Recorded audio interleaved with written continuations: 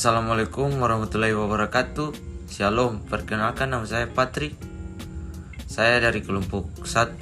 Di video ini kami akan membahas materi mengenai albumin. Sebelum itu saya akan memperkenalkan para pemateri dari kelompok kami. Yang pertama, saya sendiri. Saya akan menjelaskan tentang pengertian albumin. Lalu selanjutnya Dwi Ayu akan menjelaskan tentang fungsi albumin. Ketiga yaitu Christine Torsulu akan menjelaskan mengenai kadar albumin. Keempat yaitu Denny Patirane akan menjelaskan tentang hipoalbuminemia. Kelima yaitu Jonah Libert Numuri akan menjelaskan tentang hiperalbuminemia. Keenam Zaniel Wilatu akan menjelaskan tentang farmakologi albumin. Ketujuh Alia Aprilia akan menjelaskan tentang penggunaan albumin. Kedelapan Nurul Aini Salasa dan Belvin Lekatumpesi akan menjelaskan tentang pemeriksaan albumin. Lalu terakhir Niputu Emanuela dan Putri Tasya Tuweli akan menjelaskan tentang pemeriksaan metode Brown-Russell-Green. Baik, kita langsung saja ke pembahasannya. Pengertian albumin. Albumin dalam bahasa Latin yaitu albus, istilah yang digunakan untuk merujuk ke segala jenis protein monomer yang larut dalam air dan larut garam dan mengalami koagulasi saat terpapar panas. Substansi yang mengandung albumin seperti putih telur disebut albuminoid. Albumin merupakan protein plasma yang paling banyak dalam tubuh manusia, yaitu sekitar 55-60%, dan total kadar protein serum normal adalah 38-5,0 gram atau desiliter. Pada molekul albumin terdapat 17 ikatan disulfida yang menghubungkan asam amino yang mengandung sulfur. Molekul albumin yang berbentuk elips, sehingga dengan bentuk molekul seperti itu tidak akan meningkatkan viskositas plasma dan larut sempurna. Perkenalkan, nama saya Dewi Ayu Handgranipa. Di sini saya akan menjelaskan mengenai fungsi albumin. Yang pertama, albumin sebagai pengikat dan pengangkut. Albumin akan mengikat secara lemah dan reversibel partikel yang bermuatan negatif dan positif, dan berfungsi sebagai pembawa dan pengangkut molekul metabolit dan obat. Yang kedua, efek antikoagulan. Albumin mempunyai efek terhadap pembekuan darah, kerjanya seperti heparin karena mempunyai persamaan struktur molekul. Yang ketiga, albumin sebagai pendapar. Albumin berperan sebagai buffer dengan adanya muatan sisa dan molekul albumin, dan jumlahnya relatif banyak dalam plasma. Pada keadaan pH normal, albumin bermuatan negatif dan berperan dalam pembentukan gugus anion yang dapat mempengaruhi status asam basa. Yang keempat, efek antioksidan albumin. Albumin dalam serum bertindak memblok suatu keadaan neurotoksik oksidan stres yang diinduksi oleh hidrogen peroksida atau koper, asam askorbat yang apabila teroksidasi akan menghasilkan radikal bebas. Selain yang disebut di atas, albumin juga berperan mempertahankan integritas mikrovaskuler. Oke teman-teman, selanjutnya kita masuk ke farmakologi albumin. Nah, sintesis albumin ini dia hanya terjadi di hepar. Pada orang sehat, kecepatan sintesis albumin ini adalah 194 mg per kilogram per hari, atau setara dengan 12-25 gram per hari. Nah, kalau pada keadaan normal itu biasanya hanya 20-30% hepatosit yang memproduksi albumin.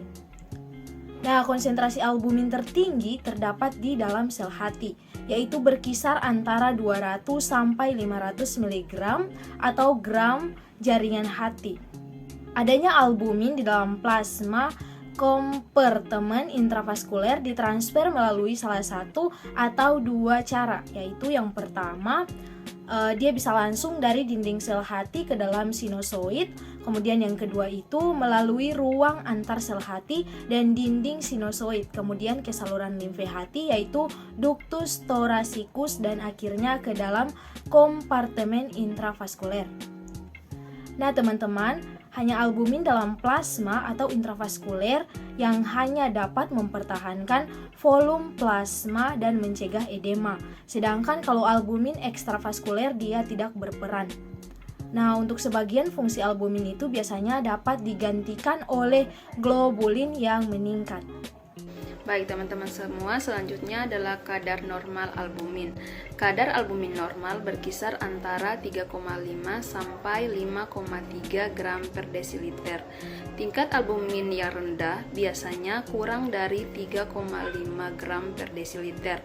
Nah, kondisi kekurangan albumin ini disebut hipoalbuminemia.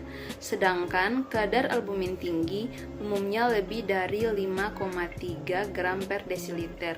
Kondisi kadar albumin tinggi ini disebut hiperalbuminemia. Yang pertama, hipoalbuminemia. Hipoalbuminemia adalah suatu keadaan di mana kadar albumin dalam serum kurang dari normal. Kadar serum albumin yang kurang dibedakan menjadi 3 tingkatan, yaitu yang pertama, hipoalbuminemia ringan di mana kadar albuminnya berkisar antara 3,2 sampai 3,5 gram per desiliter.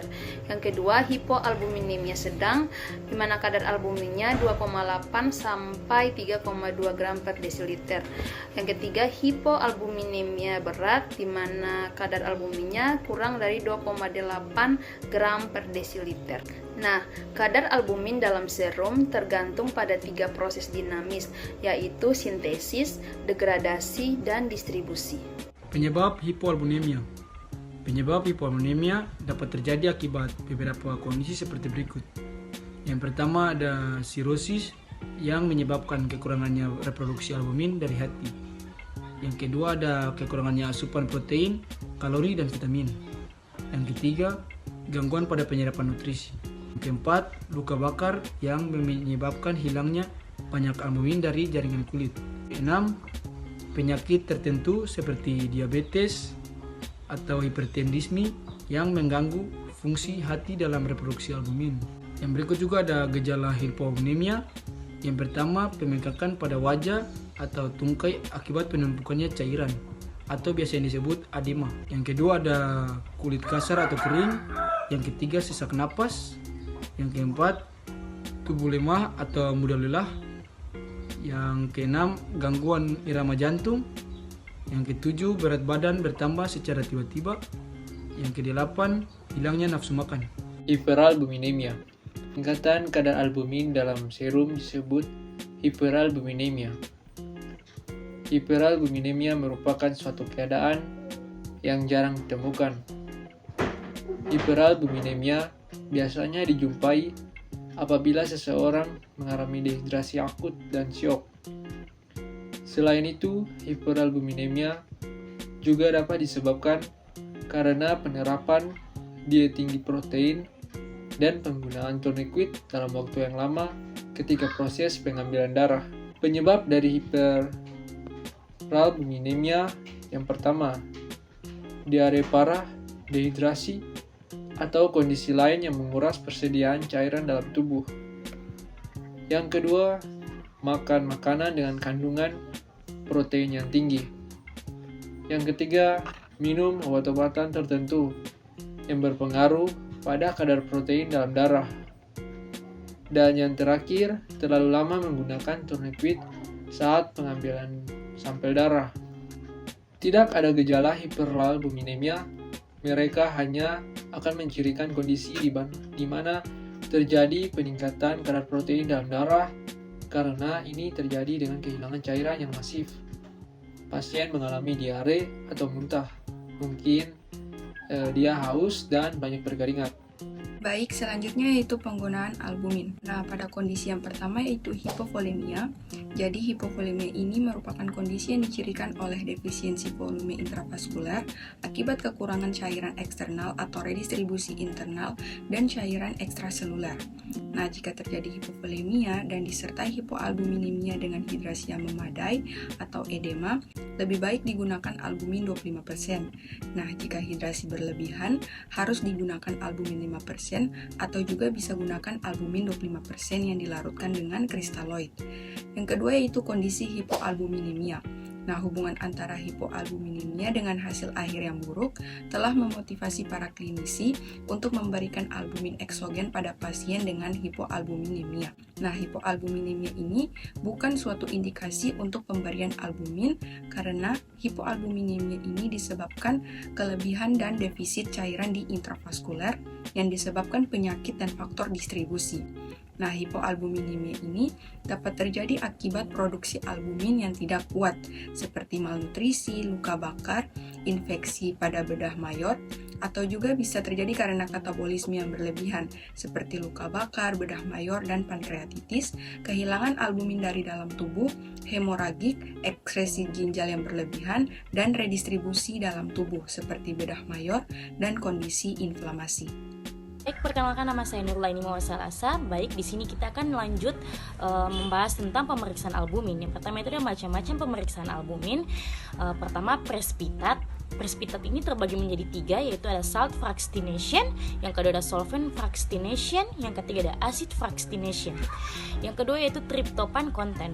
Metode tryptophan menggunakan direct colorimetric memakai glyoxylic acid dengan Cu2+ dan media asam atau asam asetat berkondensasi dengan tryptophan yang terdapat di dalam globulin menghasilkan warna ungu.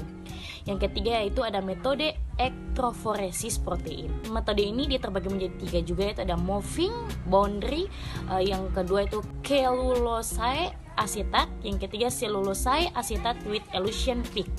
Prinsip pemeriksaan metode elektroforesis protein yaitu serum yang diletakkan dalam suatu media penyangga kemudian dialiri listrik, maka fraksi protein akan terpisah atas dasar besar kecilnya berat molekul masing-masing protein. Metode elektroforesis dapat digunakan untuk memisahkan protein plasma menjadi albumin.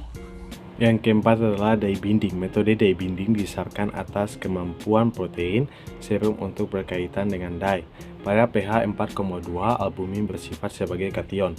Oleh gaya elektrostatik albumin mengikat dye yang bermuatan negatif. Jumlah albumin diukur dengan menghitung absorben albumin dye kompleks. Senyawa seperti salisat, penisilin, bliburin, terkonjugasi, dan sulfimid mempengaruhi ikatan albumin dengan dye. Dye ada beberapa macam. Yang pertama adalah methyl orange. Methyl orange tidak spesifik untuk albumin oleh karena beta lipoprotein dan alpha 1 alpha 2 globulin juga berikatan dengan dye. Yang kedua adalah haba, meskipun lebih spesifik terhadap albumin tetapi mempunyai sensitivitas yang rendah. Yang ketiga adalah BCG, bronchosorgen. BCG tidak dipengaruhi oleh senyawa pengganggu seperti bliburin dan salisat. Prinsip pemeriksaannya bronchosorgen dengan albumin dalam larutan sitrat membentuk kompleks. Warna ini proporsional dengan konsentrasi albumin dalam sampel. Yang keempat adalah bronchosol purple dan yang kelima adalah bronphenol blue. Baik, selanjutnya pemeriksaan metode bronchosol green. Pada metode ini diperlukan alat dan bahan. Alat yang diperlukan yaitu yang pertama mikropipet, yellow tip dan blue tip, tabung reaksi dan rak tabung. Kemudian bahannya yaitu ada serum, bereaksi, reagen 30 mmol per liter, sitrat buffer pH 4,2 0,26 mmol per liter, bronchosol green standar 5 gram per desiliter. Kemudian cara kerjanya, yang pertama membuat serum, sampling darah vena di pasien, kemudian masukkan darah pada tabung reaksi lalu disentrifuge dengan 8 rpm selama 10 menit. Kemudian serumnya dipindahkan ke dalam tabung yang lain yang dapatnya tidak terpakai. Yang kedua, membuat sediaan. Siapkan 3 tabung reaksi masing-masing diisi dengan menggunakan mikropipet. Pada tabung yang pertama diisi 10 mikroliter serum, pada tabung yang kedua 10 mikroliter aquades, dan tabung yang ketiga diisi 10 mikroliter standar. Kemudian masing-masing tabung tadi diisi 1000 mikroliter reagen BCG atau bronchosol green. Oke, kita masuk ke cara pemeriksaan. Yang pertama, 3 tabung tadi yang sudah inkubasi pada suhu 37 Celcius selama lebih dari 10 menit atau kurang dari 60 menit. Yang kedua, menggunakan alat fotometer untuk pemeriksaan. Yang ketiga, nyalakan fotometer, atur panjang gelombang 546 nanometer, faktor 5,0 program CST. Jika Jika salah hasil akan fatal. Yang ketiga, memasukkan blanko ke dalam corong, lalu tekan 0 jika muncul angka, lalu buang blanko pada corong. Kembali masukkan standar dan tekan tombol standar. Jika keluar angka, maka standar dibuang. Terus, angka yang muncul diabaikan. Terakhir, masukkan sampel dengan teliti, lalu tekan restart. Keluar angka, catat sebagai hasil dan buang sampel pada corong. Matikan faktor-faktor yang dapat mempengaruhi temuan laboratorium. Yang pertama, pemepetan yang tidak tepat. 2. Sampel darah hemolisis. Dan 3. Diet tinggi lemak sebelum dilakukan pemeriksaan. Baik teman-teman, itulah penjelasan dari kami mengenai albumin. Semoga bermanfaat untuk kita semua. Wassalamualaikum warahmatullahi wabarakatuh. Shalom.